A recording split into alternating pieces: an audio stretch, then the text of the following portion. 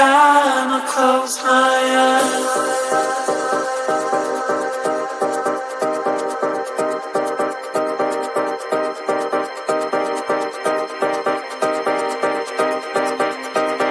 Every time I close my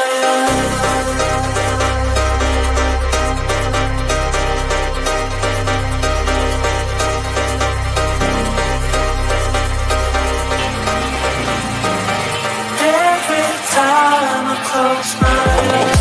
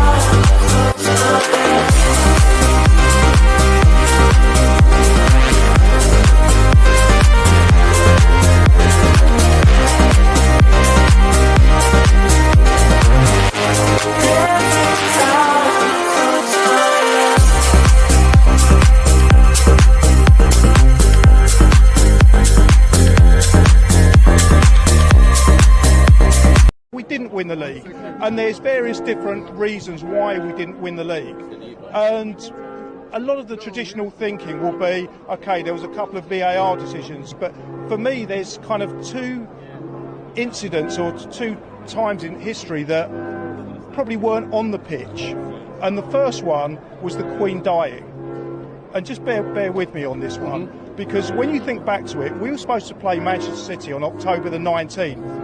Our form going into that game, that was our 6th straight win in October. We were phenomenal. We were absolutely on fire.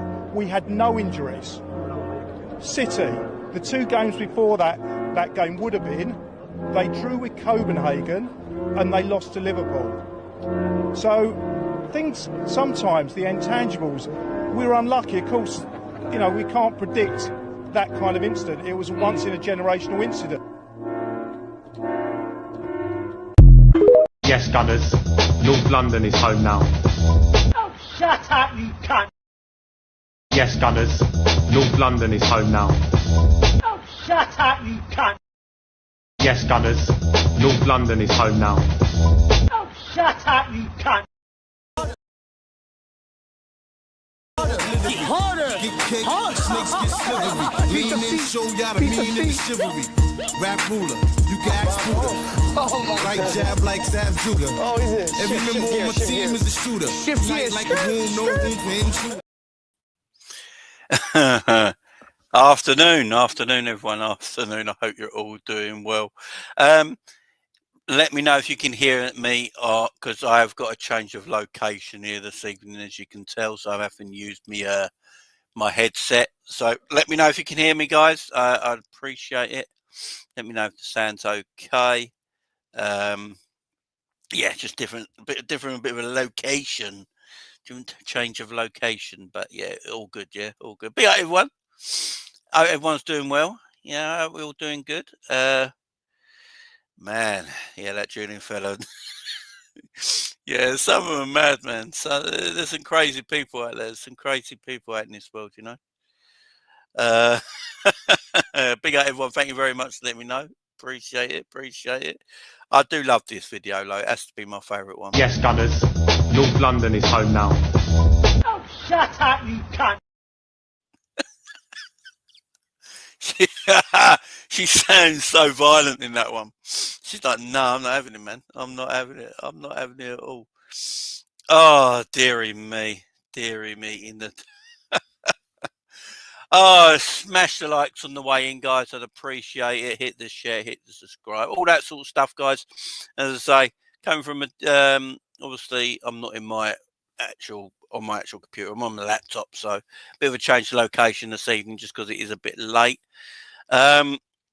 Sorry that this one's been moved around so much. I was meant to do it this morning, but then I was so busy this morning. Then this afternoon I was on with Coppish, so I couldn't get on till tonight. So I do apologise. I forgot to send K-Mac the link. Hang on, K-Mac, let me send you the link, man. I was meant to send K-Mac the link earlier. Totally forgot. Let me send you the link, K-Mac. Let me send you the link, my son.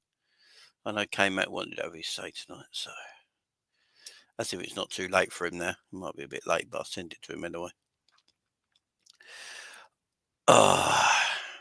Rice, no trophies, you know. Netflix FC. Yeah, the man weren't wrong. No, the man weren't wrong. Yeah, Patrice Evra. What is it? Netflix FC, Patrice Evra, yeah? Much love, Patrice Evra. All right, guys. We'll go have a good show. Hope everyone's doing well. Look, as the title says, 20 times, 20 times. It looks like, at this moment in time, the Premier League's coming home. The Premier League is coming home. And, yeah, I'm excited by it, I ain't going to lie. It's something I predicted in the summer. I said we'll win the Premier League in the summer. I think me and Drifty both said it. It's something I backed up all this way. I've been pretty calm about everything this season. As you guys in the chat will know, a lot of people are like, Jamie A saying so calm. We're going to lose to Villa. City's going to be difficult. We're going to lose to Newcastle. You know, these games are going to drop points here, drop points there. I was like, stay calm, guys. Stay calm. Things are going to happen the way they're going to happen. And now, look where we are. Look where we are. Let me get K-Mac on because I just need to do so. Be out, K-Mac. Yes, my friend. How you doing? I'm all right, man. I'm just going off picture a moment, but I'm still here, all right? Yeah, worry. Man. That show before was hilarious, mate. Oh yeah. The Copy show was yeah, that was top draw. That was top draw. K-Mac, just take the show for 2 seconds. Yeah. Just got to get something. Read the comments or something. I hope everyone's well. Did I literally see someone write in the chat that Barcelona are looking at Darwin Núñez? Oh my God. Is Deco blind? Like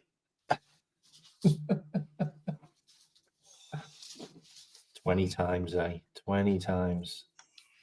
I mean, the weird thing about Arsenal and Declan Rice is Declan Rice won trophies before he went to Arsenal, and it looks like he's not going to win any at Arsenal, which is wild because he came from West Ham, and they were winning trophies like as with him as the captain before he went to Arsenal, and now he's not going to win any.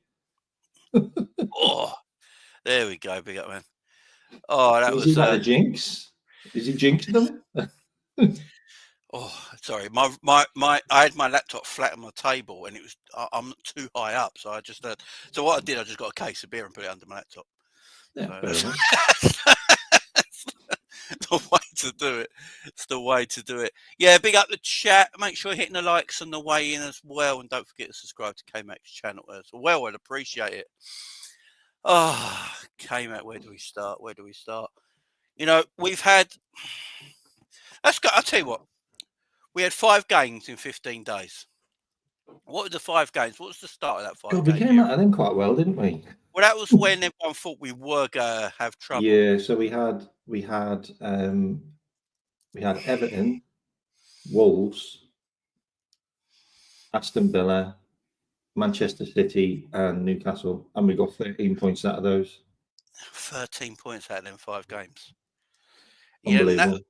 Yeah, that was the sticking point. That's where everyone thought we were going to drop too many points. It was going to be a bit difficult navigating through them games because, you know, so many in a short spell, you know, squad wise, people think, you know, the tiredness, the fatigue. Yeah, and obviously, look. I'm not going to say that word, okay? No, but I can understand people thinking it as well because it is a lot of games in 5 days to be, you know, a lot of games in 2 weeks. 5 games. Obviously started with the Merseyside derby. If we go back to the Merseyside derby, which is the 12th of Feb, almost beginning of the month, you know, as I've heard you say this as well. Everton's always a difficult place to go. It's always a hard, difficult place to go and play, you know, especially if you're your Merseyside rival. And as you said before as well, you know, we don't really win at Goodison. A bit depending what form we're in, we don't win. Yeah, and Everton don't really win at Anfield either. No. It's just one of them. It's one of them things. But look, we got the draw. We all know, in reality, if the refs were doing their job properly, we come away with 3 points more than likely, don't we? So I mean, if you had a watch on, you might have come away with 3 points. Yeah, so it's that result. If you look at it right now, because we are where we are, we can look back at the results and in hindsight, like that ain't actually a bad result against Everton away at home. To be perfectly honest, in the Merseyside derby, and we were shit as well. To be fair, and we were terrible. Yeah. Then we had our game against Wolves at home a few days later. And I will admit, we looked absolutely dead on our feet. And yeah, we were shit for that as well. But we got through it. It was 3 points. So it was like it was like, oh crap, we're winning 2-0. Like, how did that happen? Yeah, and we just rolled with it. And then we shit the bed in the second half, like no shots, nothing. But we got out of there 3 points, and that's all that matters. Then obviously these 3 games came along. And this is the 3 games: Villa, City, and Newcastle. A lot of people thought we'd come unstuck, especially rivals. Even some Liverpool fans thought this would come unstuck. Now, after the Villa result, I did my video on the Villa result, and people were quite shocked because I weren't ranting and raving. I was calm. I was cool with the result. I actually thought a 2-2 against Aston Villa isn't a bad result, really.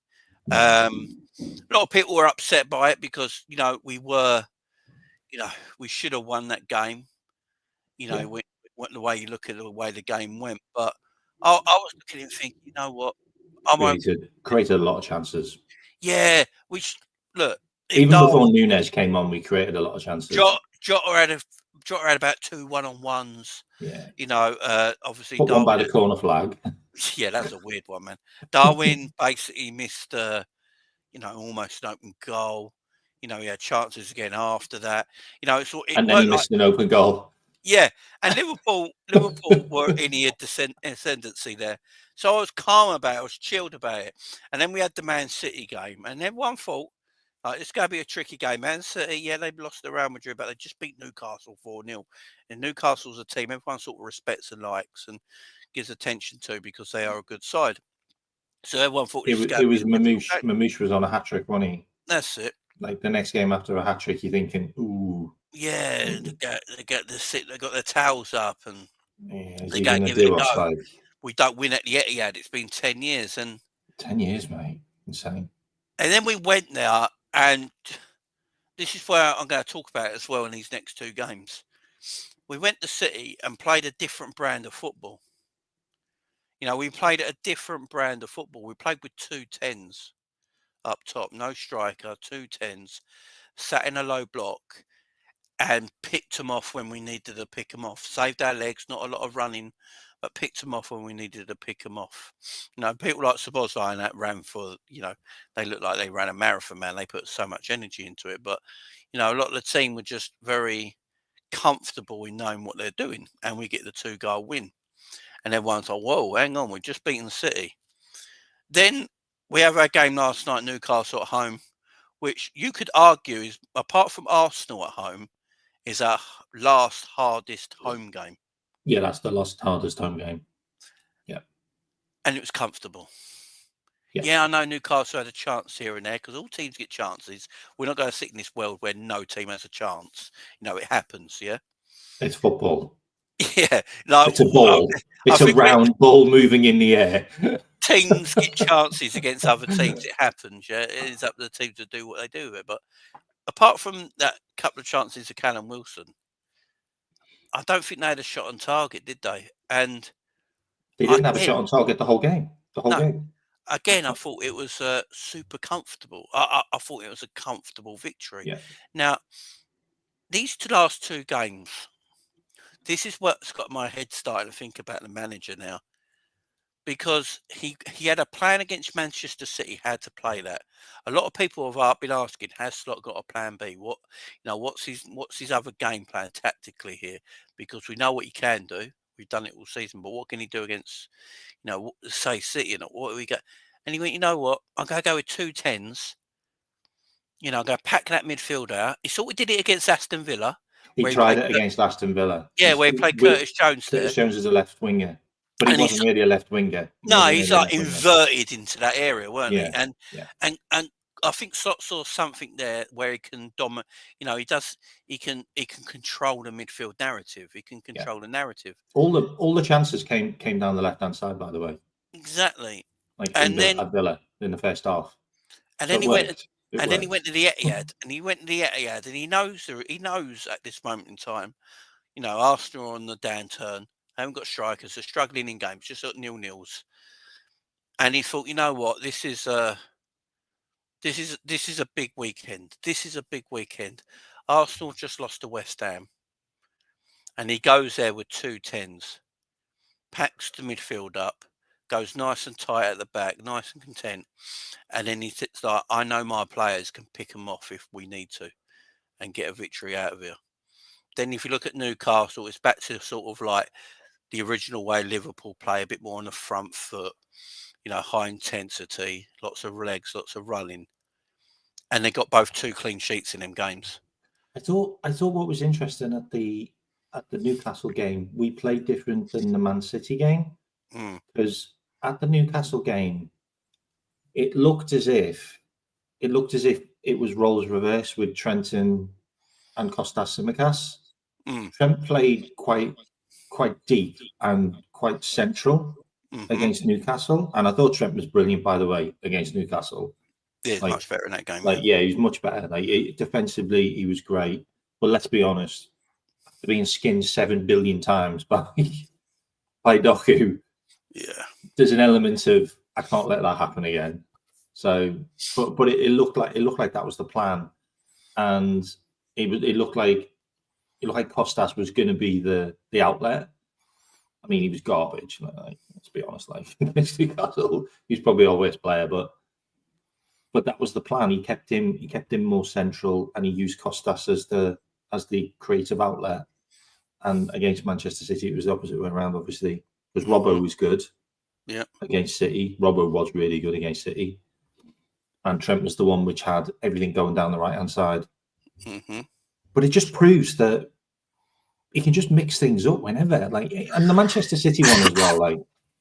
Like Manchester City, the first 15 minutes against Manchester City, I watched that and I thought, oh, these could get behind us. Like Mamouche looked like he had a free roll, and he was going in the pockets left and right of our defenders. And I thought, if we're not careful, he's going to get behind once or twice here. And Foden kept on bringing our defenders out because he was playing where Harvey Elliott plays, in between the lines.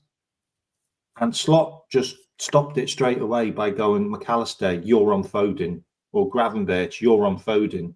And then Foden got man-marked at the game. Yeah. And then Foden had to then play as a number 9, and he had Yeah. to just go into the box more. He dropped him deeper. Really clever, like just really clever. He just went, "Oh, I can see something's happening here. I'm going to change it straight away," and he did. Because it's clever by City as well. You know, It was clever by City. It was. Pep came out of a clever tactic, and I think for the first 20 minutes, City, you could argue City were on top, and like the way they were playing, and the way Foden and Marmoush were getting in behind, you could see something dangerous happening there. Around 20-minute mark, that's when Slot changed it. He made Mac Allister and players like that play just drop back a little bit deeper. Yeah. And once they dropped back a little bit deeper, we started to defend them areas of the pitch much better. So on paper, it looks like City had all the ball, and they did, but it's like we allowed them to have the ball. Yeah. Because when we counter-attacked, we are picking them off. You know, there's some beautiful football. There's some beautiful counter-attacks that Liverpool played that game. There was a goal. If it stood, would have been a goal of the season for a team goal. Oh my God, mate! When they pinged it about, they won the ball back, and like they're fighting, like Virgil won the ball back, and they just pinged it about everywhere. And then it ended up in Trent's path, and it's the first time Trent actually ain't got his cross right, because he usually gets that cross bang on. If he just pulls it back a little bit more, someone's got a tap in, and he actually the cross was too close to the keeper. It was Curtis Jones, wasn't it? That's it. Curtis just waiting. Curtis Jones. Yeah. We're tapping, and it was beautiful football. When you're looking at that and thinking, like, Did you see how the player played Mo Salah offside? Yeah, he did this. Yeah, he went nice and tight. Out the way. He went nice and tight. He turned himself into a pencil. Like there was just some really enjoyable football in that game against Matt. I enjoyed watching it. I know it was more of a defensive display, but that also shows me that we can. I love that though. I like seeing Liverpool be more defensive, mate. I really do. We can play multiple ways under this manager. You know, this is what I'll go. It's just these last 2 games have realised to me. I've realised myself, that tactically how good Arne Slot is. You know, the way he knew how to change things up and change, like we've seen it all season with his in-game management. We've gave him credit many times about his in-game management. It's been top class this season. The way he changed things, he barely gets his substitutions wrong. He has occasionally in a couple of games here and there. I think mainly because he didn't bring Endo on, but now and now he's trusting like Endo just comes on smash. I think he stays as well. By the way, next season. Yeah, I think Endo stays. I think he's going to keep him. You know. Yeah, I think so. And. But this City and Newcastle game, I just look at them 2 games, and he knows the Arsenal scores. He knows how the Arsenal result are going and stuff like that. And he knows what way to play. And it's just, the players don't look fazed by anything. The players are reacting to his adaptations. The players are reacting positively to his tactic changes. And then he's not afraid. This is what I do like about Slot. He ain't actually afraid to call people out if he needs to. It might be his Dutch way, because, you know, I've known a few Dutch people in my time. They're very straightforward talking, yeah. You know, they just tell you as it is. And he does that. He just literally tells people how, you know, like Szoboszlai a few months ago. I think Szoboszlai do more GA. He plays in the. He plays high. By the way, he plays high. He plays high at the pitch. I just need to see a little bit more from him. Everything else he's doing is perfect to me. Yeah. I just want to see a little bit more from him, and then bang, that's what he starts doing now. More goals, more assists. He asked Darwin's attitude to change, and then I thought last night when Darwin came on, it was the best shift he's put in for ages. You know, he actually put a shift in. He was running. He was moving. He looked hungry. I'm like. I think managers shouldn't be afraid to come out and call players out if they feel like they need to be called out. You know, like he weren't happy with Darwin, but he weren't criticised. What I like about it, he knew how to criticise Darwin. He never criticised Darwin about his missed opportunities at goal.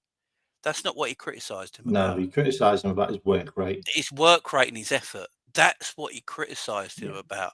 But then he also praised him, saying, this is something that Darwin's got in buckets loads, and he's shown us that. Yeah. And it's like they call it a positive sandwich, don't they? You know, the bread's positive, the meat's a negative, and then you're positive again. Yeah, you always have to find the positive and the negative, otherwise it's just not good constructive criticism. Good management, though. It's great management. You know, I also feel as well that more of his personality's coming out now, and he's getting a bit more bolder because if you start throwing everyone under the bus and you start slating players, then you might get the dressing room turn on you because you haven't been there that long. But I feel like now he's got his feet in the door and he knows his squad, he knows the pros and cons, he knows who the weak people are. You know, he's starting to you know, say it how it is, because this is the business end of the season. Like you have to be on your game, and we are on our game. Like we are on our game right now. Like everybody is pulling their weight. Everybody is coming off the bench and working their ass off. And like Dominic Szoboszlai done more sprints in that game against Newcastle than anybody's done in a Premier League game this season. 25 sprints in that game. And I thought he might get rested because he couldn't stand up after the City game. Yeah, that's what I got to give Body's it. on the line now. Like it's important. Szoboszlai's an athlete, man. He's Szoboszlai's an athlete, and now he's showing us what he is about as well in these last couple of games. The one thing we've always said about Szoboszlai, that's 2 games in a row, by the way, goal and assist. Yeah, and you could argue 2 man of the match performance in a row as well. You know, we know this is what Szoboszlai's got in his locker. The one thing every Liverpool fan has praised him with all season is his work rate, his effort, his balance he gives to midfield. You know, we've all rated him for that, but we know there's more about him as a player. And, you know, in the last couple of games, he has shown what he's got as a footballer. He has got a nice finish. I like the fact that he can run in behind the striker. You know, he's got them legs to run in behind the striker. No, I don't think any of our other midfielders in our team can do that. What Szoboszlai does. It's a great knack to have, man. 100%. I mean, he could if he can learn how to break the offside trap better. I mean, he's got so many chances. Like, yeah, no one's tracking that runner all the time. And if he can work out that offside trap well, then he's gonna get the ball played through to him by Mo loads of times. Trent can do it. Like, you know, there's a lot more goals and assists to be had by him. I guarantee. And he had more shots yesterday than anyone else on the pitch. Like, so he's starting to shoot more as well, which is good to see. Yeah, that's what he is. He's like, he's never going to be a creative midfielder. That's not what Szoboszlai is. He's not a creative player. He's more in the line of a Lampard kind of like midfielder. Late runs into the box. Engine, can run from box. Got a hit on him as well. Lampard did. Yeah, can score goals and stuff like that. That's what Szoboszlai is. He's not going to be your creative 10. He's not going to find them little passes in between the lines that no one else can see or anything like that. That's what Mac Allister can do. Now, that's why I like the balance of our midfield. I've said it all season. You know, the balance of our midfield is excellent. You got Szoboszlai, the athlete, the runner. You know, the box-to-box midfielder. You got Mac Allister as who makes everything work. Yeah, he's the one with the magic. Yeah, the controller, one with the magic wand. And then you got Gravenberch as the connector. You know, and it's a beautiful balance between the three of them. Their work rate is individually shared. You know, they move. You know, but recently, like Gravenberch has got a lot of praise this season, and rightfully so. He deserves all the praise under the sun, man. The man's been phenomenal all season. But Alexis Mac Allister, my God, mate, he's the best midfielder in the world. He's the best midfielder in the world. I don't think people talk about him enough. He's the best midfielder in the world. I'm saying it right now. Like, he is unbelievable, and he's so unsung. Yeah, and I just don't know why. Like, and he's aggressive as well. I didn't realise it. He's so aggressive in midfield. He's so aggressive. He is so aggressive in midfield. Monster. So aggressive. You know, he run. I didn't realise. I saw a stat on it today that he's made more tackles out of all our midfielders apparently. He did last season as well. He smashes people. He doesn't mind. Yeah. Look how beaten up he's got this season. Face, black eye. Everywhere. He's got bruises all over him, mate. Studied down his hip last night. He's such an Argentinian, isn't he? He's solid, man. And he doesn't look it. It's because he doesn't look. You know, when you look at him as a player, just standing there. He doesn't look like this aggressive South American footballer, does he? At all. But he is. He can be aggressive. He's got game, flair. Macca's rolling around on the floor. Yeah, the man's getting bandaged up. Yeah, every game. And he was Argentina's best. Yeah, he was Argentina's best. But he was in the World Cup as well. Let's be honest. Even in the Messi World said Cup, he was excellent in the World Cup as well. Messi said like he couldn't have done what he did without him. He's a tremendous. Who'd have known, mate? Who'd have known that Jurg smacked midfield that he bought for Jurgen would be doing this now? I have my doubts. I have my doubts. Yeah, I said this on Coppish today. You know, a lot of people, not on Coppish today. I said it on Dan Potts' channel today. If anyone was watching Dan Potts' channel this afternoon, and I said it on there as well. Hope you gave him stick. Nah, Dan's good, man. Dan's good. Dan's good. Hook's got it a little bit, but Dan's good. I always praised Arsenal's midfield, like in the last couple of years, having a solid midfield and the players they got there. But this season, I think our midfield's the best in the league. I literally think we have the best midfield in the league. Yeah. I mean, look at the balance in that midfield. Look at the quality in that midfield. And I don't think we like to praise enough sometimes. And I look at Mac Allister. He's a phenomenal footballer.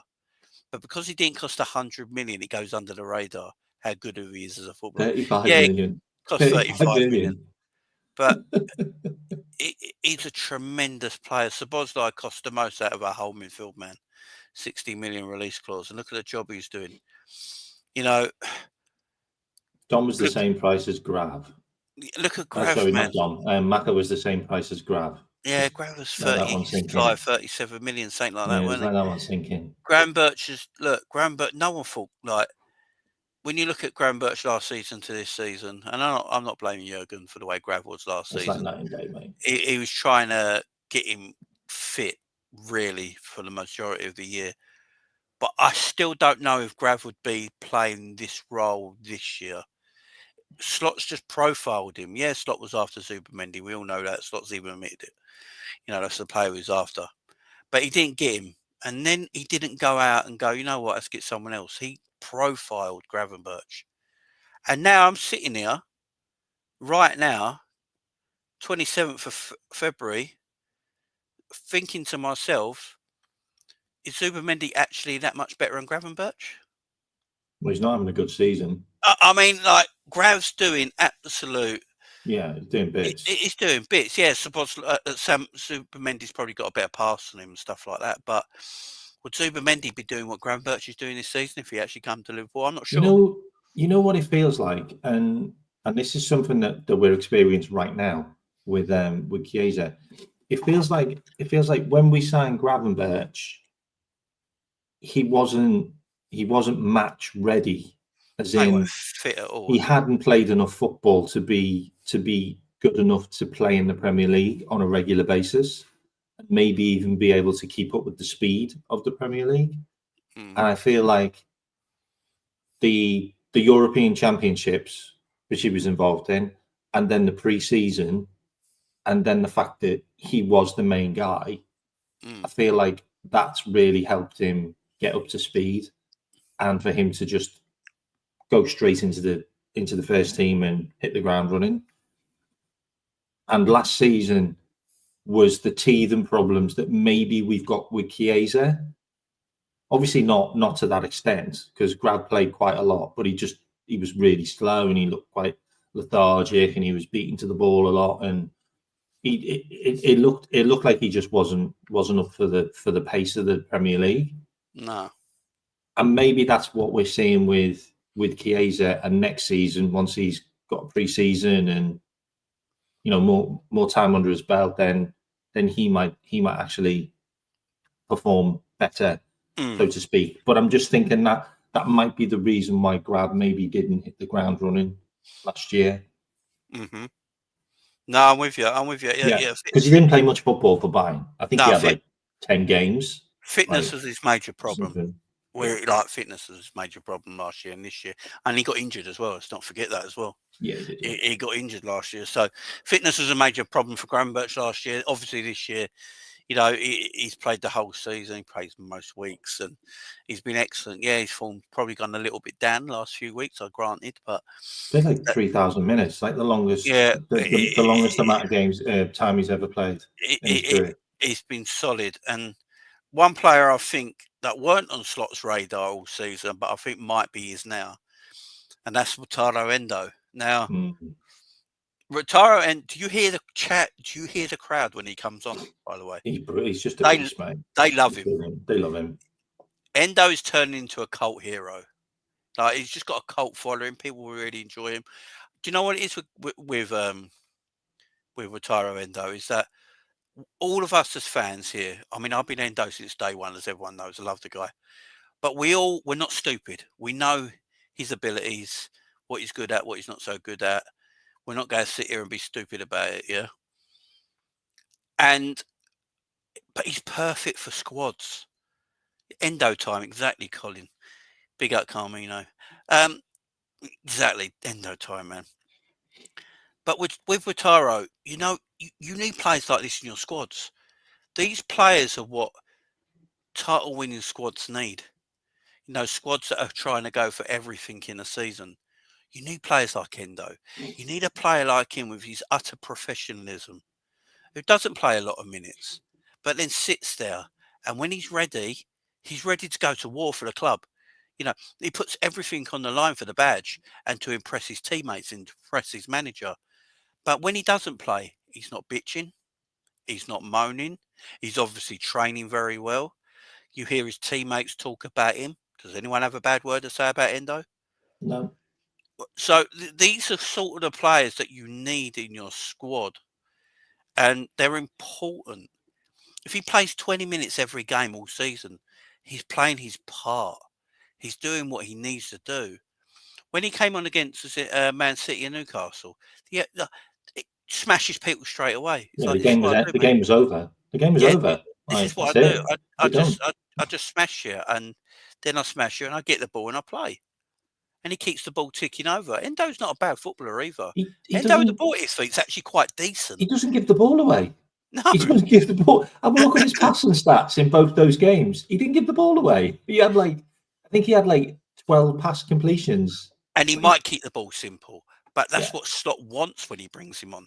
Slot doesn't want Endo to come on, win the ball back and try a 40-yard diagonal or something like that. No. He wants him to come on and keep it simple. Win the ball back, be aggressive in the midfield, and when you got the ball, just keep it simple, play it, keep the ball moving, keep it ticking over, keep the possession. That's all he wants him to do. He doesn't want him to try and do a Trent pass, or maybe only Trent do. He doesn't want him to do all that. And that's why people like him are extremely important to teams. And, you know, I think, and he says, Endo could have kept his place the next season, you know. I think so.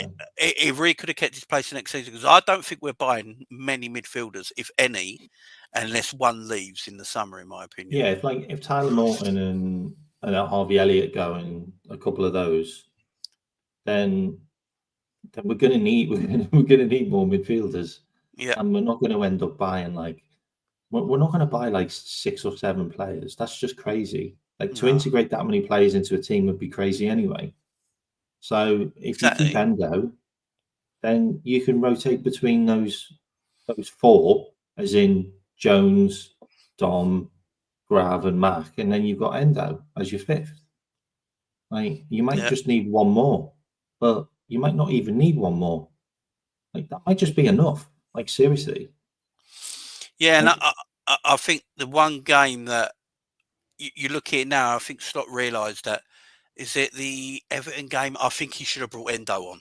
Yeah, instead of Jota. Yeah. I think it made no sense, that one. And now I know people keep saying, because I've always said it, he should have brought Endo on, and everyone keeps saying, but Everton would just go in direct, so there was no point of Endo.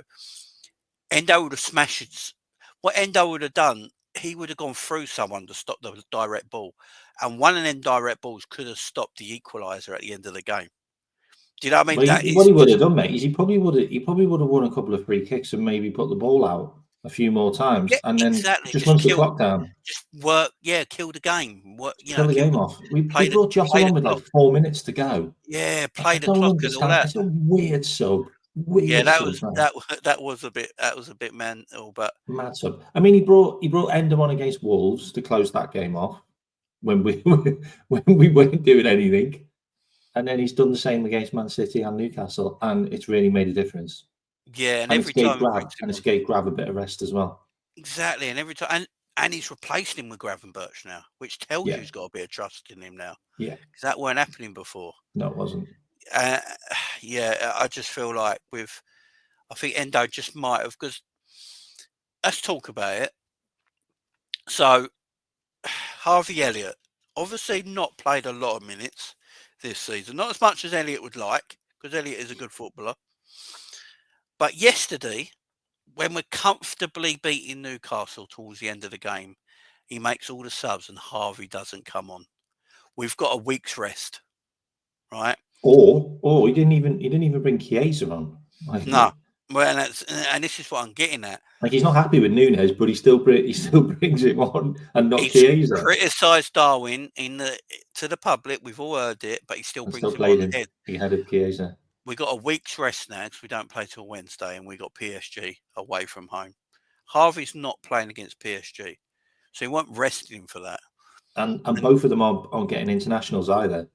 So and Endo's the one coming on now because he's the closer, as people are starting to call him now. He's the closer. I don't know what this term we used to call Elliott the closer, didn't we? Yeah, I think this is more of a North American thing, sports thing. I don't know what it means, but apparently that's what people are starting to call him now, the closer. And Harvey not coming on at all. Do you worry about Harvey Elliott? I'm not going to worry. Look, I think Harvey's a diamond of a footballer, and I appreciate his skill set and what he gives us as a football team and his love for the football club. And if I was manager, I'd keep Harvey as a squad player. There's no doubt about it. It's not fair on Harvey. It's not fair on him. But he's not even like LK says. He's not even used as the super sub anymore, like he was last season. I mean, Jurgen used him all the time. Jurgen loved Harvey. We know that. He rated him highly. Yeah, he said he said he wished he played him more, and he got played more than anyone else.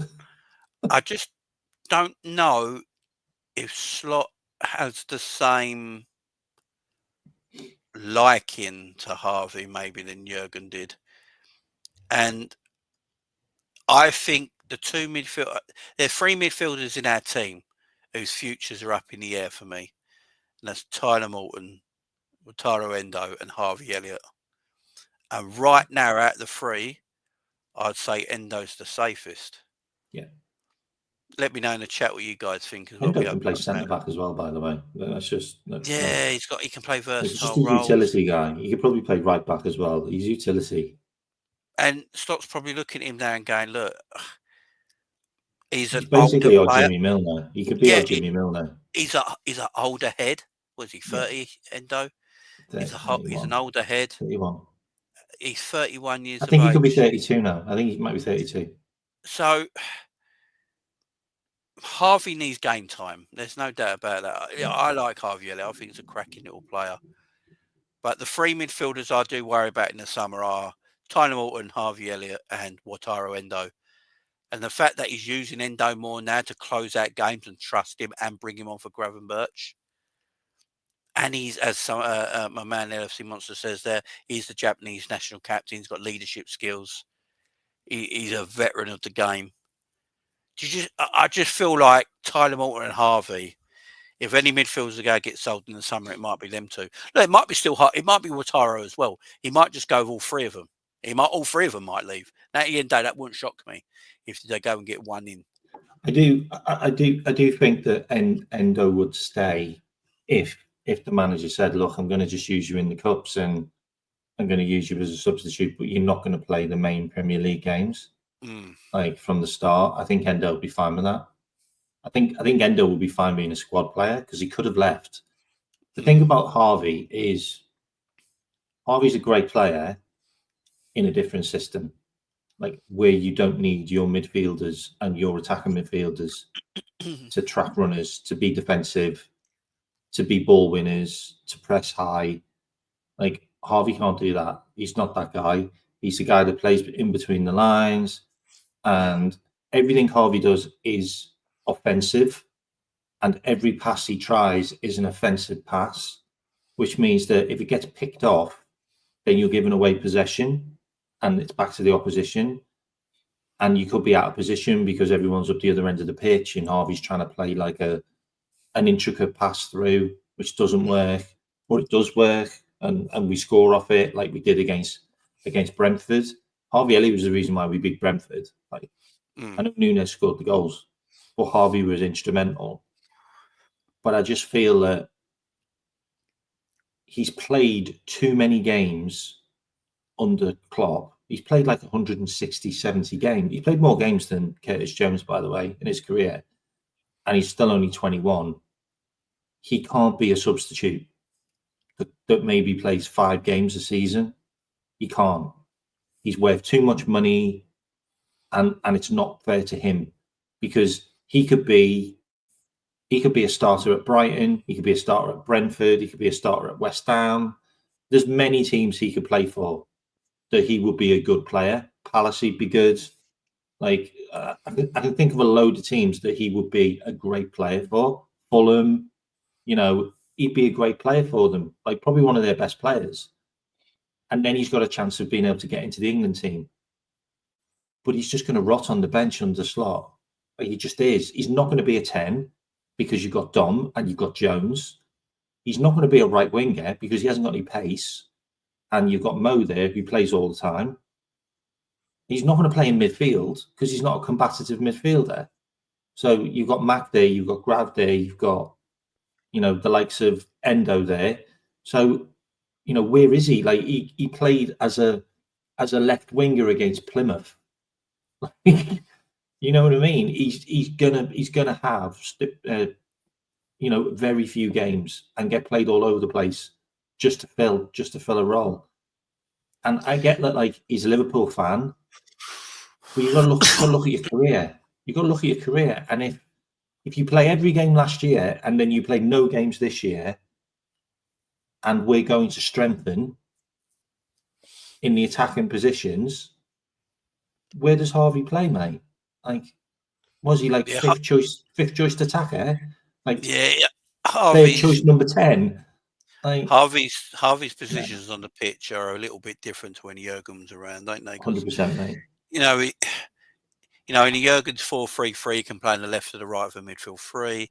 Play right wing if needed as well. We've seen him play left wing under Jurgen as well. You know, under Slot, you're probably looking at the 10 or right wing, really. And let's face it, most times a new deal, you know, he's never playing right wing.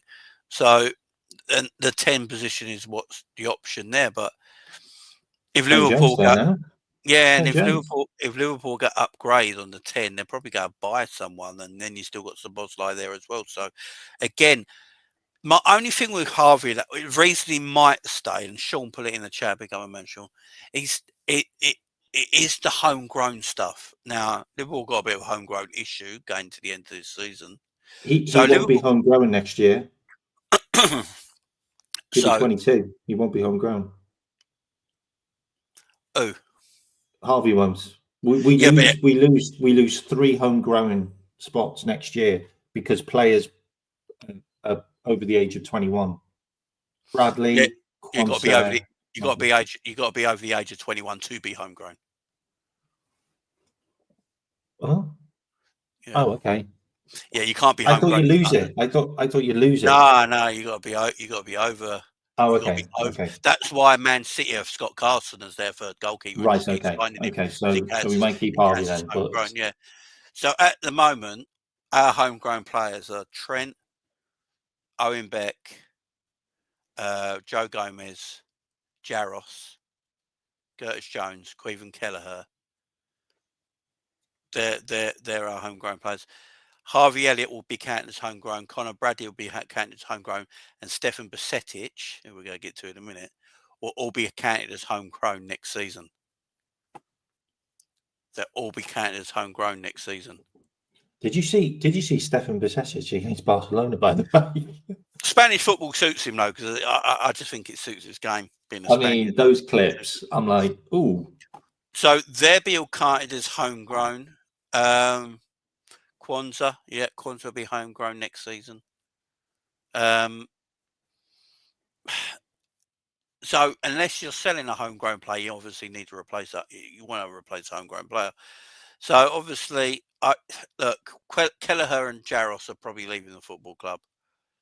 There's 2 homegrown options gone. Harvey Elliott, if he stays, is homegrown. Connor Brady will be homegrown. Stefan will be homegrown. Oh, and Ben Doak. I don't think Ben Doak won't be home. Ben Doak can be registered as a homegrown for European Champions League football, but not for Premier League football because he's Scottish. Yeah, is Rio and Trey homegrown? Trey, yeah, should be. It depends how many games. Because we could use them. At Liverpool before he's 19, weren't it? Yeah. It's weird, ain't it? Stefan Bajcetic can be classed as homegrown, but a Scottish player can't. Oh yeah, that's why Robbo don't count. Well, yeah. Robbo don't count as homegrown. Yeah, Robbo don't count as homegrown. So do we have a little bit of a homegrown issue? I mean, Kumas as well. Someone's wrote Kumas, yeah, Kumas is homegrown. That's another one. My problem is I don't know if we're going to keep all these players for next season. Is McConnell homegrown? Jaden Downs? They're too young still. They will be eventually, but they're too young still. How old have they got to be? 19, 20? 19? 21 and over. Oh, 21, okay. All right. Curtis Jones became homegrown this season. I think McConnell's 21. I think McConnell could be 21. Yeah, I just don't think. Yeah, Trey has been here 18 months. He needs 3 years. Yeah, so Trey can't count because he hasn't been here long enough because we bought Trey only from Leicester, I believe. Yeah, McConnell's 21. Yeah, McConnell. If he's been at Liverpool for more than 3 years before he's 21, then he'll count as homegrown. Trey, we bought from Leicester. How many years was he at Leicester? Because he will count as homegrown if he was at Leicester. So, that's why everyone said if you buy Douglas Luiz, he counts as homegrown because he was under the age at Manchester City for the years he was there, which is mad, isn't it? That's mad. No, Gravenberch won't count because he was at Ajax in them younger years. So he came to us from Sunderland in 2019. Who's that? McConnell. McConnell's okay. So, yeah, before 2019 to 2023. Oh, yeah, I mean, I'm looking at Wikipedia. McConnell will be up there. So the next season, transfer-wise, it all depends on the homegrown quota, how Liverpool look at it, how Liverpool go about it. People like Harvey and that might stay unless they go and buy players that can count as homegrown, taking that quota. But yeah, I do worry about Harvey next season because I really rate Harvey Elliott. I think he's a good footballer. Yeah, me too.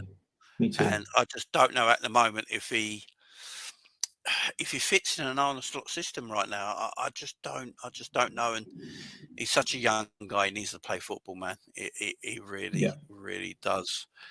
The Newcastle victory last night.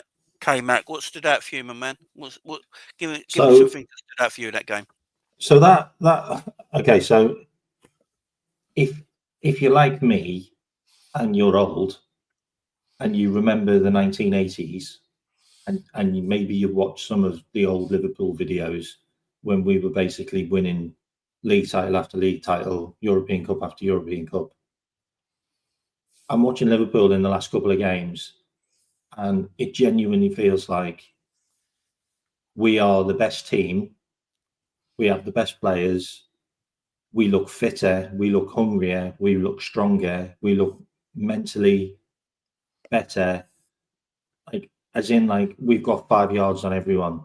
Like we're making a pass when the other team are just looking around, going, "How did that even happen?"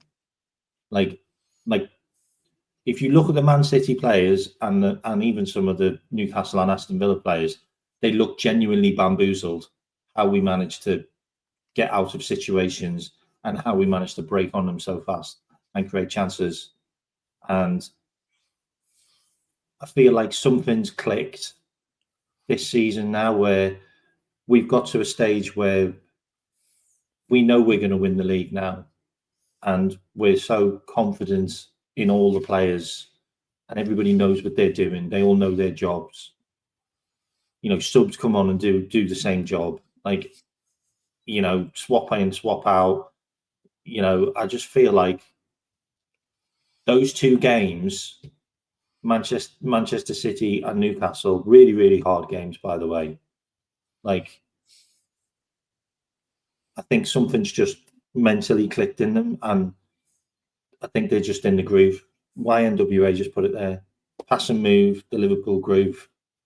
Like, it genuinely feels like that. I'm watching it live, and it looks like we've got more gears to go through that we don't actually need to go through, if that makes sense. Oh, like, yeah, I don't think we've got they're interviewing like Virgil van Dijk at the end of the game, and he's not even like got a sweat on. That's getting a Virgil here. Now, I was watching a bit of AFTV earlier, as you do after they're like sunken, and I think it was Cecil and I can't remember the other guy's name, but they were talking about Virgil, and they were going, but I'm not comparing him to him again. No. They basically said like I know we compared him to Saliba last season, but man, this guy is Curtis. I think the other guy was. Yeah, they were like, this Virgil man, he's just different. He's just different. He's the best. Like, I think Curtis was saying today that on AFTV, basically saying that when you watch, you know, you're watching him play against City in that low block, and it's just like it's easy for him. It's just like it's easy for him, and he gets the ball, and what he's talking about is what not a lot of people talk about with Virgil is his passing ability. His passing ability, the way he gets the ball, and he can play the ball through the lines, and he plays it hard to feet as well. They're not slow little passes. You know, he plays it with authority. His diagonals, you know, they're just, you know, I think he's effortless. I think he's in the top 3 of the most passes in the league, and he's a defender. Yeah. You know what? You know when you watch Virgil sometimes, and this isn't like a dig on the rest of the Premier League, by the way, but sometimes when I watch Virgil, it feels like it feels like there's a pro footballer on the pitch in a Sunday league game. Yeah, I hear what you're saying. You know what I mean? Because he's making it so easy. Yeah, it's like everybody around him just hasn't got that intelligence. Like, they just haven't got. It's just like, they're so far off what he is, and he just stands there and just, I don't know, man. He's just he's the best centre back in the Premier League ever. Yeah, he's just incredible, absolutely incredible. It does feel like there is literally a pro footballer just turned up for a Sunday league game. Yeah, he's an incredible talent, and you know, I look at Virgil. I know we're all talking about Mo Salah, and by the way, rightly so, because Salah's Salah, and we're going to get to Mo in a bit, and he deserves all the plaudits. But Virgil van Dijk this season, I've watched him all season. I'm like, he plays the game with so much ease, and it's ridiculous. The man's 33 years of age, 33. You know, and he's going on 34, and he looks in the best shape I've ever seen him. He looks great. The man don't sweat. Has anyone seen Virgil sweat? Like, honestly. Well, did you see the interview with Jamie Redknapp? No, I didn't. I don't think. Where he asks him what his skincare and hair product routine is. Just the man's just. And he also said, "I've never met a guy that smells so good." Yeah, Virgil's different, man. Do you know what I love about Virgil though? You know when we scored against City, and then he's having a go at Curtis Jones. Yeah. He's having a go at Curtis Jones because he wants Curtis somewhere positionally. I think he weren't happy with his position somewhere, or maybe a lack of effort at attack or something like that. I can't remember what it was, but he's really having a go at him. And Curtis is not. He's not insulting him. He's listening to him. He's going, my captain's telling me something here. I have all the respect and welfare. If he wants me to do that, I'm going to go and do it. You know, and Curtis didn't put a foot wrong after that. You know, he's just telling him. And the time when Allison punched it, and he went, Ali, you catch the next one, yeah? And Ali caught the next one. And Ali caught the next one. Yeah. And he's like, that's the Ali I know. And it's like Virgil. It's like Virgil just needed to give Ali a little bit of a pep talk and go, where's the Ali I know? And then it came back like that. And Ali's like, oh, shit, I am Alison Becker, ain't I? You know, and then started catching the ball again. And straight away, and the way he leads the line, he's always talking. Canate, he's telling him where to be, screaming at Robbo and Trent where to be. You know, the midfield in front of him. He's playing he's playing at a level right now that I've not seen many centre backs play. You know what's quite frightening. You know what's quite frightening, and it disappoints me a little bit in a way. Maybe he should have been made the captain when he came in straight away, and maybe things might have been a little bit different. We might have had that extra 5%, like just to get us over the line a few more times, because he was the guy, he was the captain, like he wore the armband. And there's something else that he does as well, which I think is incredible. He actually makes the attacker make the wrong decision.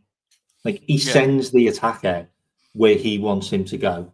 Like, so it's not a case of well, he's running at me, I need to go and chase him. Virgil's like, no, you're going that way, mate. Like, I'm going to make sure you go that way, because I don't need to do that much running if you go that way. The only thing I will say, I did think Jordan was a quality captain. I thought he was a quality captain. Yeah, I thought he was a quality captain. But he got injured. He got injured quite a lot. Yeah, later in his and then you had career, Milner doing a lot of it. Like you know, his legs started to go a little bit, obviously, later in his Liverpool career. But the one thing I always say about Jordan Henderson, I rate him highly about it. You know, you don't have to rate. Sometimes you don't have to rate the player through, you know, their technical ability as a football. Sometimes it's other things in football. You know, it's not all about technical ability. But with Jordan Henderson, his leadership skills, his mentality were tremendous.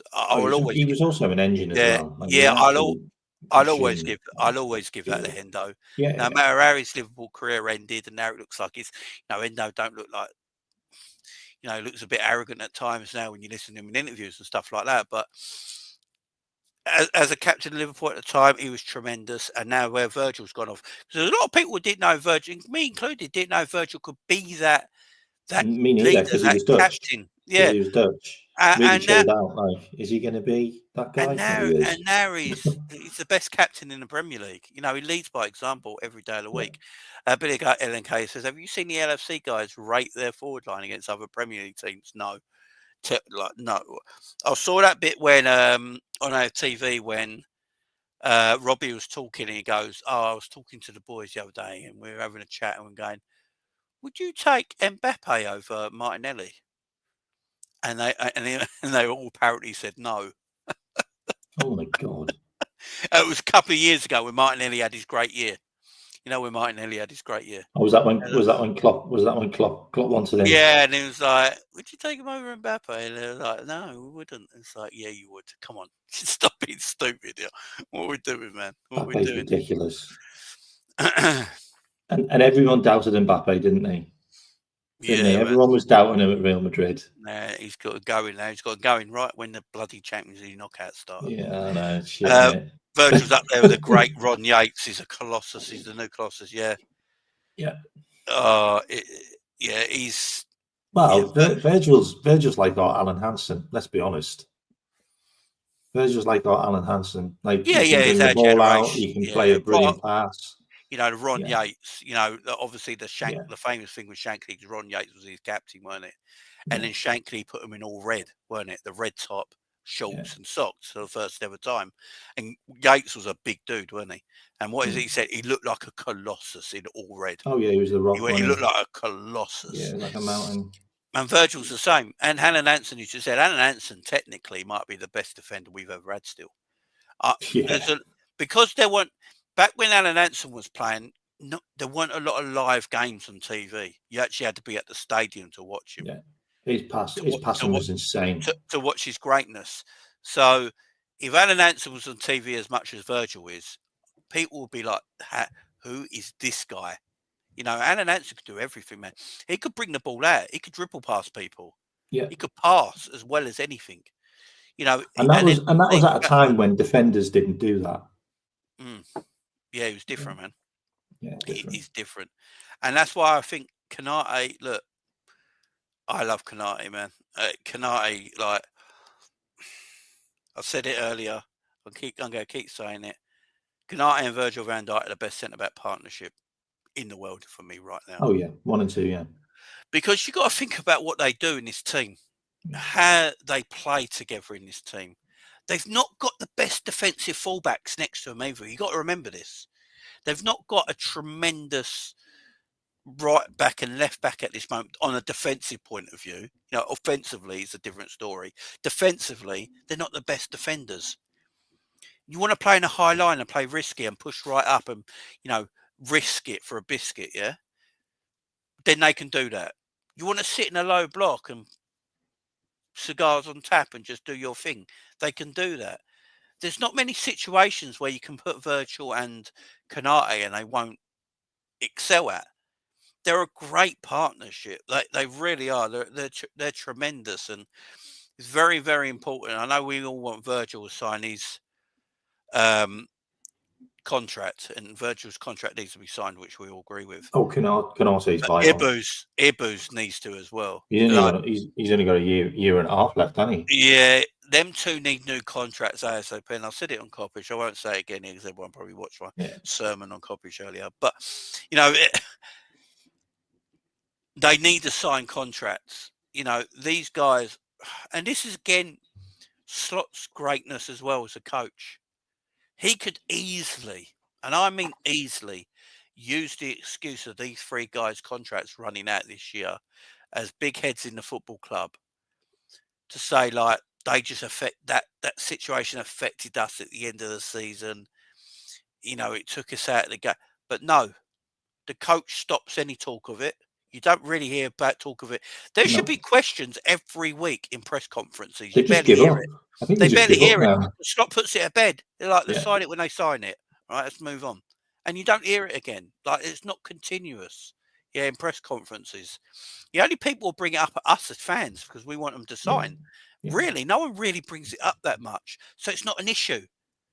No one's got a problem with it. They're playing like they've got years left on their deal. It's not affecting the team. It's not affecting morale. And that's on the players as well because they're tremendous professionals. And it's also on Arne Slot as a coach that he's not letting it affect the team. He bumps it all off in the press conferences and they continue. And, it's just what Slot's done this year. Wow. 4 goals at Anfield. Slot just Are you kidding me? Pretty world. What's that? We only conceded 4 goals at Anfield. 78, 79, 42 games. What? Okay, so that's goals conceded, only 4. 2 goals. Was that Alan Hansen? Yeah, Alan Hansen. Oh, was that Alan Hansen? Sorry, yeah. Yeah, 78, 79. I thought we meant this season, like in the Premier League.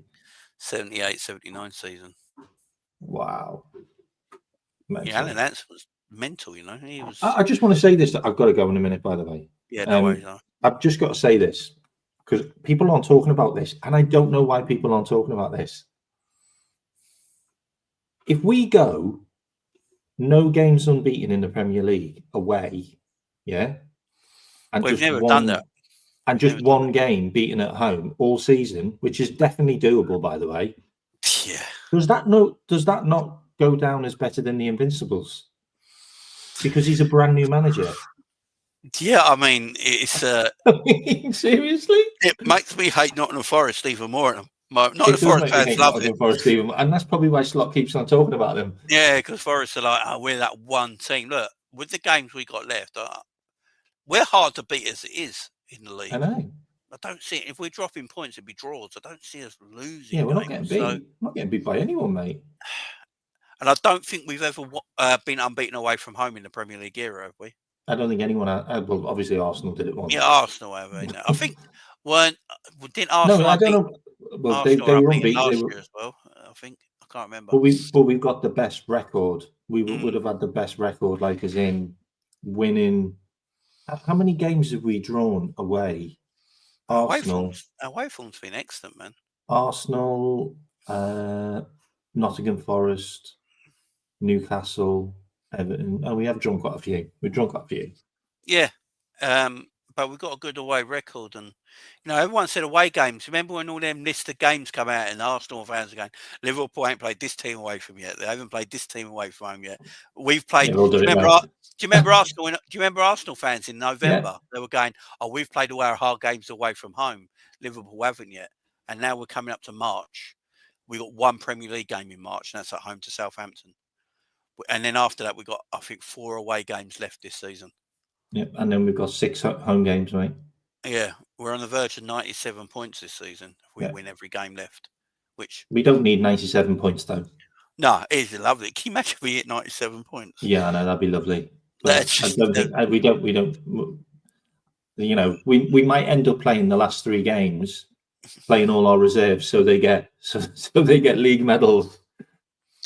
Yeah. Like if the league's done before we play Arsenal, you can play Chiesa against Arsenal to get his league. So we can get them some medals. Like Jaros will play a few games and get some medals. Yeah. It's true. It's like We Chat Football says, have we played anyone yet? Remember, we didn't play anyone. Yeah, that was it. Everyone was saying it. All the media were saying it. Oh, they haven't played anyone yet. We haven't played anyone yet. We didn't play anyone away yet. And then when we were like, hang on, we just beat your Madrids and Leverkusens and AC Milans and all that in Champions League. Yeah, played anyone. Yeah, don't count. You ain't played Chelsea away yet. Oh, well, okay. So let's stop right there, shall we? Yeah, stop right there. I think what Slot's done this year is just incredible, and it's incredible. He deserves all the accolades. All the accolades. Yeah. There's no doubt about it. I know you got to head off, man. Yeah, man. I'll go, guys. All right. Yeah, no big worries, up, mate. Great show, mate. And up the Reds. See you later, buddy. Big up, man. See you later.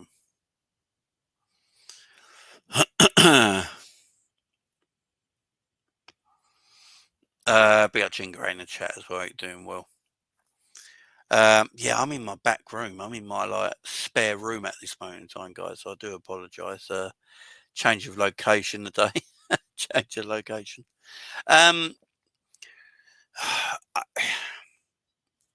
Yeah, Arne Slot, and I said this, and we were talking about this on Coppage as well. Arne Slot's only doing this season so well because of the foundations that people like Jurgen Klopp left. We have to acknowledge that Jurgen Klopp left great foundations for Slot to take over and do his thing.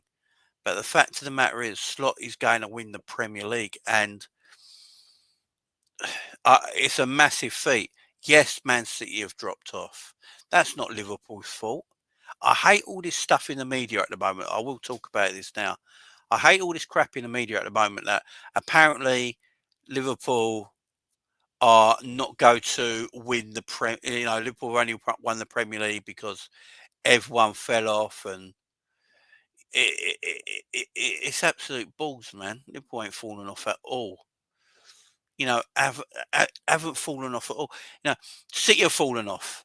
Arsenal have only just recently fell off, by the way. If you look at Arsenal's points, what they got last season until now, it's not much different. They've only just fallen off now in the last couple of weeks. But points-wise, they're pretty much where they were last season. Man City have fallen off, yeah. But it's what annoys me. It's a shit league, apparently, this year. Everyone's crap this year. It's just a shit league, a terrible league. But no one's saying it's a terrible league when Manchester City win 4 in a row. It's not a shit league when Man City have got the league all to themselves and doing whatever they want in the Premier League and winning 4 in a row, and no one can stop them. It's not a shit league then. It's not a shit league then, is it? It's always a shit league where Liverpool dominate. Absolutely all the time. I think we're beat Arsenal by a lead by 20 points. Big up, Dark Mackie, 20 points, man. Don't know about that. I'd love it, though. I'd love it. But it just annoys me. It really annoys me that team, like they want to credit Liverpool. They want to credit it. They want to give Liverpool their flowers and their credit. But once they've gave Liverpool their flowers and their credit, they want to sort of take it away with a negative. That is true. Could be 16 points past it Saturday. Big up next weekend, the weekend after, ain't it? It's just they praise us, guy. Liverpool the best team in the league this year. They've had no real challenger. They've blown everyone out of the water, like Man City do every year. No real challengers blow everyone out of the water. Yeah, Liverpool have done the same this year, right? And then they go at the same time. Oh, but City fell off this year, and Arsenal got injuries. It's like, so when it's Arsenal going for the league with Man City last season, why weren't the same respective talked about Arsenal and Man City that Liverpool fell off? Because, in all seriousness, up till February last season, up to last February, Liverpool were the best team in the Premier League because they were top of the Premier League all season till February. And then our injuries hit, and then we started to come down a little bit, and we fell off a little bit. Yeah, and then we finished the third on 82 points. But they don't say that. You don't hear, oh, Man City won the league last year and they did really well, but we have to acknowledge that Liverpool fell off. Nothing.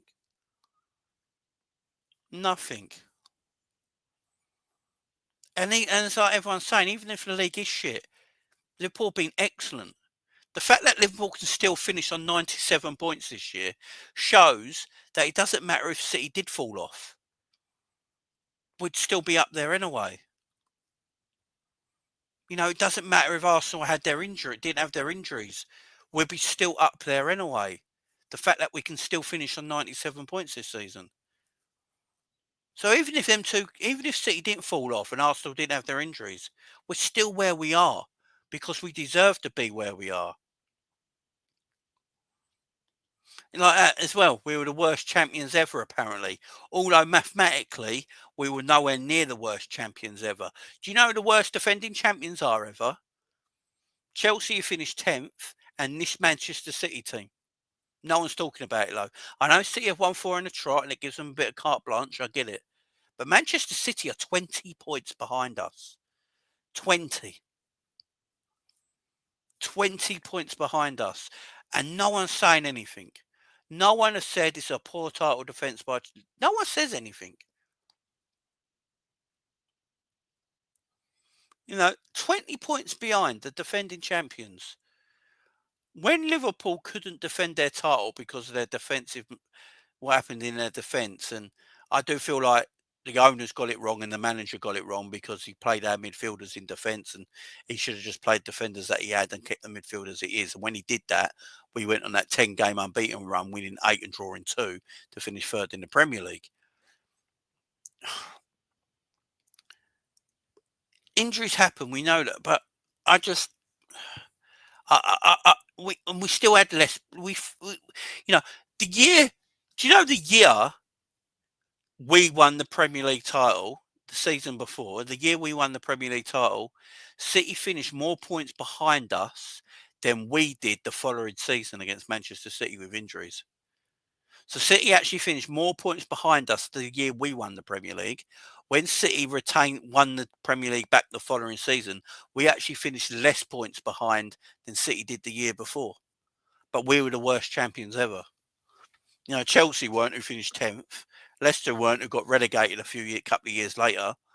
And this Man City team are 20 points behind. But, it's always the thing. They can't just go Liverpool being the best team in the league and just leave it as that.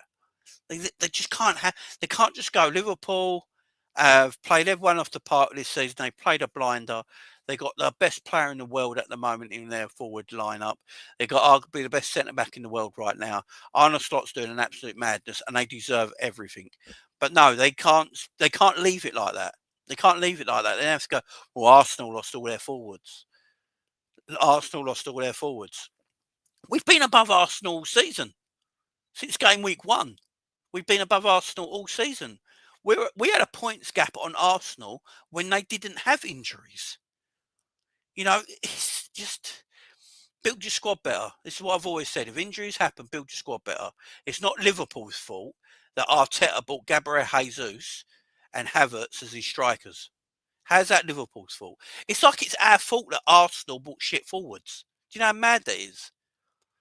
Do you know how mad that is? It's like Liverpool getting blamed for Arteta buying shit strikers. Shit forwards. It's not our fault. It's not my fault as a Liverpool fan that your manager went and bought Calafiori this summer, the worst Italian defender I've ever seen in my life.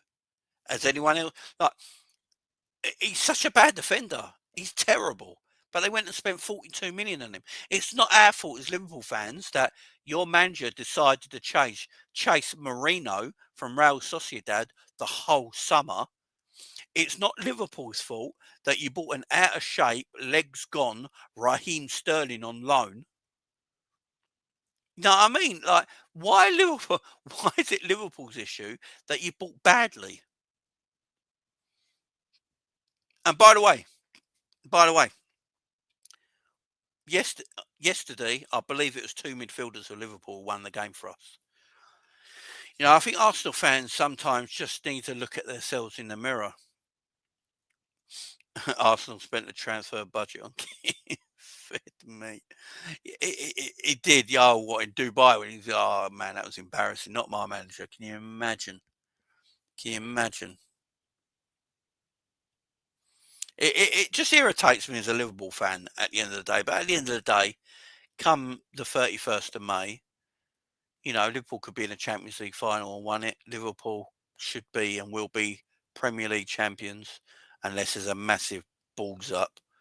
They're going to be 20-time Premier League champions. And we move from there. But look, it's going to be a party, man. We're getting closer and closer. Obviously, we've got a week off now. We've got PSG in midweek next week. We've got no FA Cup game. That comes as a blessing now for me. I like winning all the trophies, don't get me wrong, but I think going out that FA Cup as we are where we are right now, guys, is maybe a little bit of a blessing. Because if you say we get past PSG, yeah?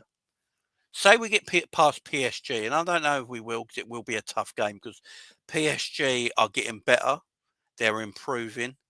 They've got the last month or so, PSG have gone up a level, and they look a better team. It'll be a difficult game.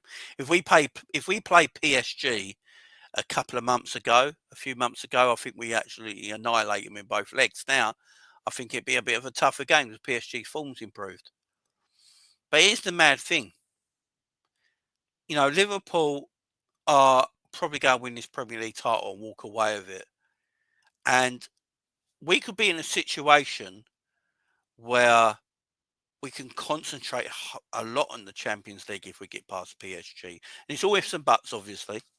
But the way the Premier League is going at the moment, you'd fancy Liverpool beating Southampton. Arsenal got Chelsea in their game in hand. I don't think that's anywhere near a guaranteed 3 points for Arsenal. I think that's going to be a difficult game. In fact, I think Chelsea could beat Arsenal. Liverpool got Southampton at home. I'm expecting a lot of goals and quite a comfortable win. Then, if we can get past PSG, it's either Club Brugge or Aston Villa in the quarterfinals. Liverpool could put a lot of effort into that Champions League. You know, this ain't all over yet, you know, guys. We got a lot to play for. I personally feel like this Premier League is almost done and dusted. With 13 points clear, yes, Arsenal got a game in hand. Yes, their game in hand is against Chelsea. I don't think that's an obvious win for Arsenal. Arsenal are struggling to score goals and break teams down. I think now all teams know how to play against Arsenal for the rest of the season. That's just sit in a low block. Literally just sit in a low block and counter Arsenal. That's how you play against them right now, because they can't unlock you. They can't unlock your defence. Their players are running out of steam as well. Their players are running out of steam. Their momentum is going. Their drive is going. Just Liverpool beat Southampton a week on Saturday, and for me, it's done then, because I just don't see Arsenal. I think Arsenal got to play Man United and Chelsea yet as well in their next couple of games. They got to get 6 points. Like, Arsenal can't afford to draw games of football. Lose or draw, it's pretty much the same. They need to win every game. They're not going to do that. I feel Liverpool beat Southampton, and after the Southampton game in a week on Saturday, I think we're going to see it again. That's it done. Because if they drop points in a game in hand as well against Chelsea, and Liverpool take a 16-point lead at the top of the table with same games played, Liverpool could have a week in 2 weeks' time, guys. Seriously, in 2 weeks' time, we could be sitting here 16 points at the top of the league with same games played. Do you know how mad that is? 16-point gap. They got Chelsea, Man United and Everton in their next 3 games. I don't think they're winning all 3 of them at all. April 5th, it's done. Says Dark Maca. It could be. April 5th. I mean, maybe not mathematically, but, in the minds of everyone, it could be done. But, yeah, again, Liverpool Football Club have just been amazing. And I've been wanting to see this, man. Look, we won the league. Unfortunately, a worldwide pandemic hit. Everyone was locked in their rooms, in their houses, couldn't go out, and unfortunately no one could be on the streets. There's no parade, no one in the stadium to see us pick up that beautiful Premier League trophy. It's going to be different this kind of time.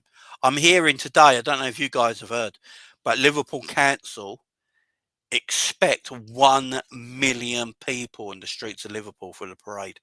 1 million people. Do you know how fucking mad that is?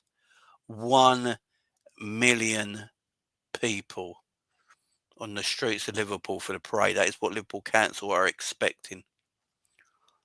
I want to see it. I want to see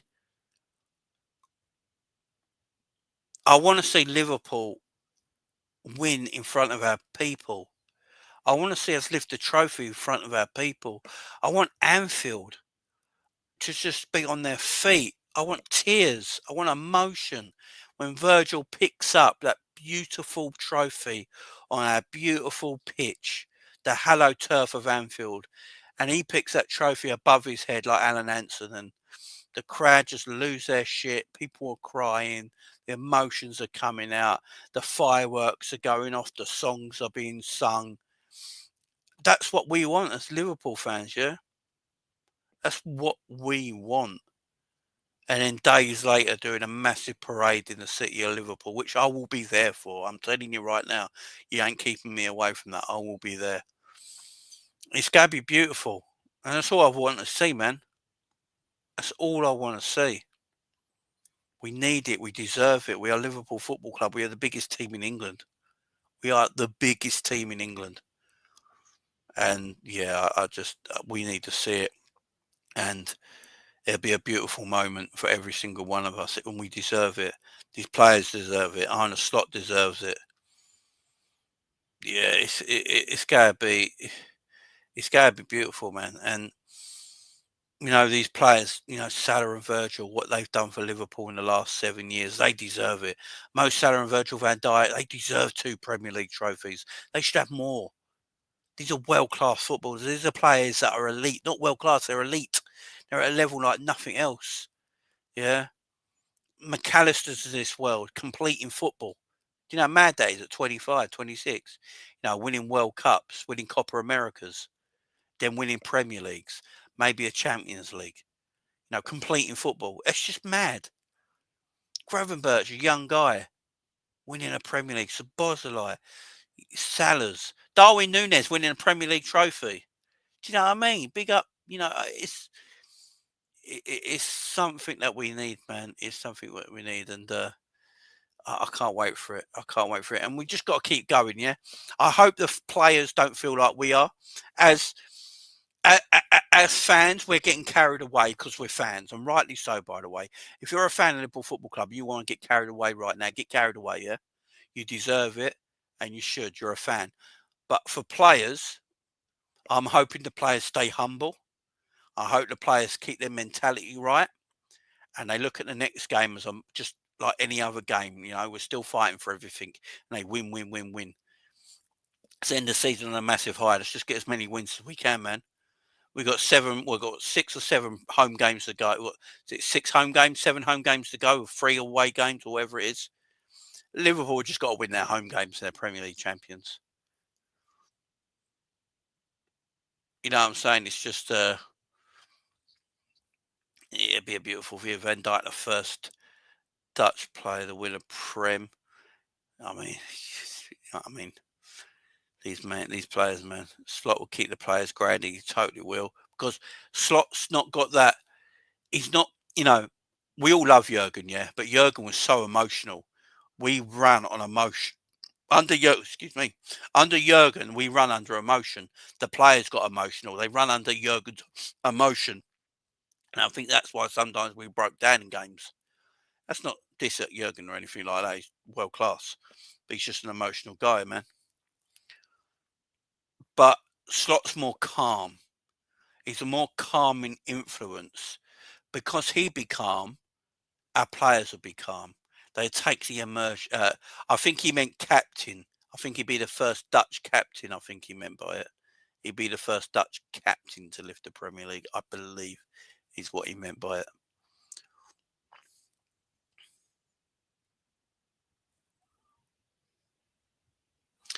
it. Yo, bro, I'm elated. I like you. How you say it, man. Liverpool to the world. Lord have mercy. Be up to you, my friend. Be up to you.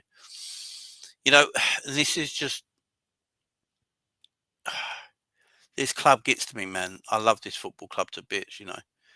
There's nothing, you know, I've got my family, I've got my wife, I've got my children, I've got everything I need in my life. My life is settled, my life is great. But this football club, man, this football club does something very emotionally to me. I love this football club to death. And sometimes I'm a bit over positive. You know, I'm doing these shows yet. We haven't won a league title, but I'm acting like we're league champions because I just do feel we'll go win the league title. Will it come back and bite me on the arse? I don't think it will, because it'll take Liverpool losing 4 or 5 games and Arsenal to win every single game they got till the end of the season. I just don't see that happening. They ain't got goal scorers. They're dead on their feet. So I'm getting carried away myself, calling us 20 times champions already. I think the title's coming home. Most people think the title's coming home. I think it's going to be a procession till the end of the season. I think the mentality of these players are going to be like, we ain't won nothing yet. We're going to fight every week to get a win. 3 points, 3 points, 3 points. Arne Slot's going to stay calm and grounded. Keep everyone grounded. Keep everyone going. But as fans, we can go for it, man. Yeah, don't let anyone tell you different, man. If you're a fan, you love this football club, you want to celebrate early, celebrate early. Celebrate from now till the end of the season when it happens. Do what you guys want to do. Don't let anyone else tell you different, yeah? Don't be scared to show your love. Don't be scared to show your support for the greatest team on God's green earth, yeah? And that's Liverpool Football Club. And if people don't like it, well, they can fuck off, yeah? Because we are the best club in England. We are the biggest club in England. We're about to equal 20 times. You know, Man United can't sing that no more. We've got more European heritage than Manchester United. We're going to equal their Premier League total. We've won more domestic trophies than Man United. We are the biggest team in this damn country. And don't let anyone else tell you different, man. Don't let anyone tell you different, man. Liverpool, man. Liverpool. And it's coming home. It's coming home. It's coming back where it belongs, to the people of Liverpool. Scousers are the greatest people on God's green earth. I love every single one of them. I'm not a Scouser, obviously. I'm a London-born boy. But Scousers are the greatest people on God's green earth. I love every single Scouser I've ever met in my life. The city of Liverpool is a beautiful place. It's my favourite city on God's green earth. I don't care what anyone says. When I'm at Liverpool, I feel like I'm home. I could live there for the rest of my life. My family always says that. My wife always says that. When you go to the city of Liverpool, you just feel like you're at home, man. It just feels like home. You know, and that's Liverpool Football Club, guys. And that's what they do, man. And that's what this club does to you. This is what this club does to you, man. You know, I just love the club, man. I love this club. I love the people. I love the fans. I love that Liverpool don't take no shit off anyone. The people of Liverpool, they don't take no shit off anyone. You know, they come together as one city as well. You know, there's not a lot of cities in this world where they come together as a group of people and stick by each other like Scousers do. It's a beautiful thing. How can you not love it? You know, all the shit they've gone through with politics in the years, with Margaret Thatcher and stuff like that, what they tried to do to this great city, what that horrible newspaper tried to do and talk about the people of Liverpool, the way the media bring our football team down, bring our people down, bring our city down, and we fight and we fight and we fight. So if you guys want to celebrate this league title now, if you want to celebrate this league title now, celebrate this league title. Don't let anyone tell you any difference, man. Don't let anyone tell you any difference. Don't let anyone tell you any difference, man. This is the greatest team on earth with the greatest people in the world as well. You know, greatest people in the world, man. Greatest people in the world. And I can't wait to be there and meet all of you as well. I'm going to be there, man. I'm going to be there for the parade. You know, I've got things booked, man. I've got apartments booked already. The wife took care of that. I'm going to be there. I'm going to meet you all. We're going to have a great time. We're going to get on the beer. We're going to get pissed up. We're going to have a laugh. We're going to sing songs. We're going to have the greatest time, man. We're going to have the greatest time, and it's going to be cool. I can't wait to meet you all at the parade. We're going to have a great, great time. And, yeah. Big up the biggest team in the world, man. Big up Liverpool Football Club, the greatest football team in the world by none. Big up Arne, the best manager in the world right now. Big up Mo Salah, the best right winger in the world. Big up Virgil van Dijk, the best centre half in the world right now. These players are colossuses. This manager's a colossus. They're taking us to number 20, and we move, guys, and we move up the fucking Reds. And on that note, guys, I bid you a good night. Sleep well. And we'll talk tomorrow, guys. Big up to all of you. Beautiful people. I'll see you soon. Bye-bye.